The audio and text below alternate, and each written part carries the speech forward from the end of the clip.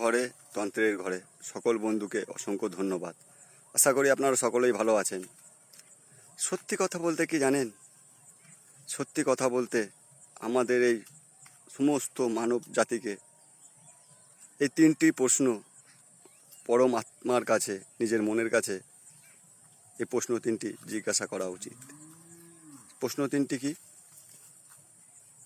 আমি কোথা হইতে এই জগৎ সংসারে আসিয়াছি, আর কেনই বা আমাকে এই জগৎ সংসারে পাঠানো হয়েছে, আর আমি কোথা হইতে এই জগৎ সংসারে এসেছি।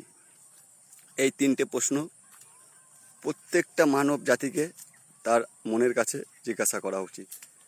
আর এই মন, এই আত্মা, এর কাছ থেকে উত্তর পেতে গেলে নিজেকে সেইখানে রূপান্তরিত করতে হবে।